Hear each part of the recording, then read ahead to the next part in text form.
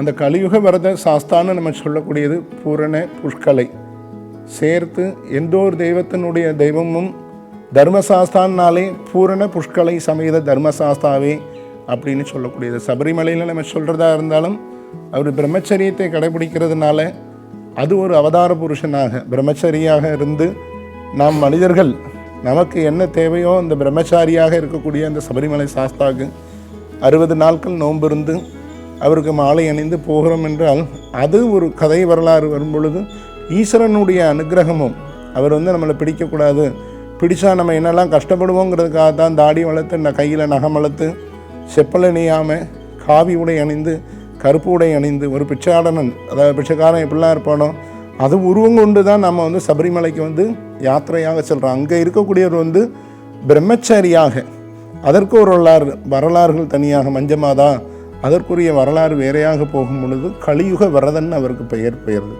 ஆனால் இவர் குல தெய்வமாக பாத்தியப்படுறது எப்படின்னா ஒவ்வொரு ஊர்லேயும் ஒவ்வொரு வரலாறுகள். இப்போ ஸ்ரீவைகுண்டம் அப்படின்னு எடுத்துட்டோம்னா இந்த வளப்பகுதியில் நம்ம எடுத்துக்கிறது பரியேன் பெருமாள்னு சொல்கிறோம். இடப்பகுதியில் போனேன்னா அங்கே ஒரு சாஸ்தா இருக்கார். பொய் சொல்லாமையன் அப்படின்னு பக்கத்து பகுதியிலையும் ஒரு சாஸ்தா இருக்கிறார். அது அந்த சமுதாயத்தினரை சார்ந்து அந்த இடத்தினுடைய வரலாறாகப்படுறது தான் பொய் சொல்லாமையன். இதற்கு மேற்கு பகுதியில் போனீங்கன்னா இங்கே ஒரு சாஸ்தா இருக்கிறார். அதே கிழக்கு பகுதியில் போனீங்கன்னா கருமொழி சாஸ்தான் இருக்கிறார். அது காரணம் ஒவ்வொரு சமுதாயத்தினரும் அந்தந்த கிராமத்தை சார்ந்தவர்களுடைய அதற்கு என்று ஒரு வரலாறுகள் சூட்டி தான் சாஸ்தா பெயர் வருகிறது. ஆனால் இங்கு பரிசாஸ்தா ஒரிஜினல் பெயர் முழுமையான பெயர் பரிசாஸ்தான்ங்கிறது சொல்லக்கூடியது பரியேறும் பெருமாள். பரிசல்ல வர்றதுனால பரி குதிரை அந்த இரண்டுமே சேர்றதுனால பரியேறும் பெருமாள்னு சாஸ்தானுடைய அனுக்கிரகம்னா நான் உங்கள்ட்ட சொல்ல முடியாத இன்னும் நிறைய காரணங்கள்லாம் எனக்கு அழுக வந்துடும். அவருடைய அனுக்கிரகம் பார்த்தீங்கன்னா அதாவது நான் கொடுத்துன்றது இல்லை, அவருடைய அனுக்கிரகம் 41 பரதேவதைகள்ங்கிறத விட வன தேவதைகளை சார்ந்து பரியேறு பெருமாளாகப்பட்டவர் அனுக்கிரகம் பாலித்து கொண்டு இருக்கிறார். 2004ஆம் ஆண்டு ஆனந்த விகடன் ரிப்போர்ட்டில் அவர் பேர் விக்ரமாதித்தன்னு சொல்லி ரைட்டராக இருந்தாங்க. அப்போ எங்கள் குல சுவாமி அப்படின்னு சொல்லி சுவாமி எங்கள் குலதெய்வத்தை அவரை நாங்கள் பேப்பரில் போடணும், குலதெய்வத்தினுடைய பெயரை வெளியே கொண்டு வரணும் அப்படின்னு சொல்லி கோவிலினுடைய வரலாறு எடுத்து சுவாமியினுடைய பெயரில் வெளியே தெரிகிற மாதிரி ஃபோட்டோ கர்ப்பகிரகத்தை தவிர மற்ற எல்லா இடமும் ஃபோட்டோ எடுத்து போட்டார். 2005 2006ஆம் ஆண்டு அவர் ஒரு நல்ல ஒரு பெயர், அவர் சுவாமியினுடைய பெயரை வெளியிட்டாரோ இல்லையோ அவருடைய பெயர் நல்ல முறையில் நான் கடவுளுங்கிற படத்தில் நடித்தார். அதுக்கப்புறம் 1-2 சீரியல் ஆட் பண்ணார். அதுக்கப்புறம் தெரிஞ்சு இப்போதைக்கு இந்த மான் கராத்தேங்கிற படத்தில் இந்த கதையினுடைய உருவமே அமைப்புமே அந்த விக்ரமாதித்தன்னு சொல்லக்கூடிய அந்த முதியவர் தான். காரணம் பரியேறு பெருமாளுடைய அனுக்கிரகம்தான். இன்னும் கொண்டு அவர் இந்த கோவிலுக்கு வருவார். சுவாமி அவருடைய அனுக்கிரகத்தில் நான் நல்லா இருக்கேன், அவருடைய பெயரை நான் வெளியிட்டதுனால இன்றைக்கி என்னுடைய பெயரும் புகழுமாக நான் நல்லா இருக்கிறேன். ஏன்னா எனக்கும் கல்வி தன்மைங்கிறதுலாம் ஓரளவு மீடியம்தான். இருந்தாலும் என்னையுமே அயல்நாட்டு வரைக்கும் கூட்டு போனவர் யாருன்னா பரியேறும் பெருமாள். முதல் முறையாக 2013ஆம் ஆண்டு இன்னும் எனதுடைய அண்ணன் செல்லக்கூடிய காரியத்துக்கு அங்கே ஒரு சுபகாரியம் கந்த சஷ்டி வைபோகம்னு சொல்லக்கூடிய துபாய் மாநகரம் அரபு மாநகரத்தில் முதல் முறையாக அந்த பரியேறும் பெருமாள் பூஜாரியாகப்பட்டது. அங்கே போய் அரபு நாட்டில் கந்த சஷ்டி வைபோகமாகப்பட்டது 6 ஆண்டுகளாக தொடர்ந்து நடத்திக்கிட்டு இருக்கேன். அது அவருடைய அனுக்கிரகம். அதாவது வெளிநாடு சென்றதுக்காக சொல்ல, மற்ற நாட்டுக்கும் அவருடைய வாய்ப்பு தன்மைகள் நிறைய இருக்கிறது, கொடுத்துட்டே இருக்கார். இருந்தாலும் அந்த அரபு கண்ட்ரியில் போய் முதல் முறையாக காரணம் என்னென்னா என்னையை கூட்டின்னு போகிறாருன்னா எனக்கு கொஞ்சம் மனதினுடைய அதாவது மன அகம்னு சொல்லுவாள். அந்த மாதிரி ஒரு வாரம் 10 நாளைக்கு நான் வெளியூர் போகிறேன் வெளிநாடு போகிறேன்னு சொல்லி மனதில் கொஞ்சம் அந்த கௌரவம் வந்ததுனால ஒரு 20 நாள் 1 மாதத்துக்கு பூஜை வெளியாட்டு ஒருத்தண்டை கொடுத்துட்டு எப்போ நான் ஊரை பார்க்க போகிறேன், நான் வெளியூர் போகிறேன் வெளிநாடு போகிறேங்கிற ஒரு சந்தோஷம் பூரிப்பு அந்த மமதையும் சேர்ந்து போகிறேன்னு கிளம்பிகிட்டே இருந்தேன்.